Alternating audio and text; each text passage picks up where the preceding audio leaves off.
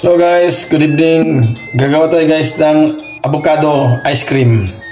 Tara guys, samahan niyo ako. Ito na guys oh, ng avocado. Yan. Yummy yummy. Tara guys oh. Guys, ito na, ilagyan natin ang Nestle cream.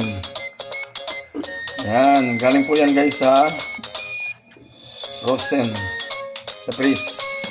Dalawang Nestle cream at isang condensed milk. Yan.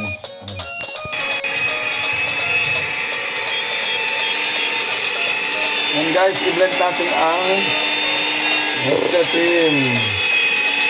Guys, okay na po ang Nestle cream po. Nilagyan na natin po guys ang condensed milk. Para may lasa na po siya. Yan po. Yan guys, po ang condensed milk sa Nestle cream. Yan guys, tapos na natin i-mix yung condensed at saka Nestle cream. Lagyan natin ang flavor natin guys, avocado guys. Yan.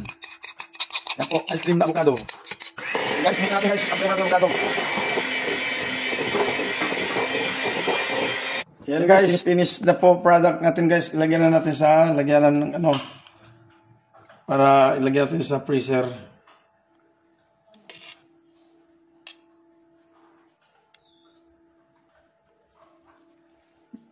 Yan na.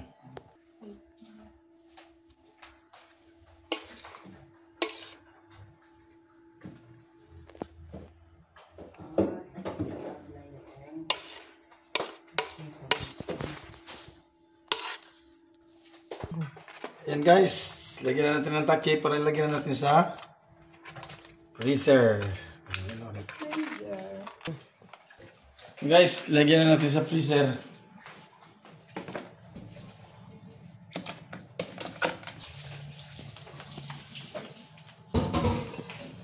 Yan guys, okay na to guys. Hintayin natin froze talaga to hanggang bukas umaga. So okay guys, kita-kits na tayo bukas kung kakain na ako. Pakita ko ulit sa inyo itong video ulit. Okay guys, thank you for watching. Bye bye.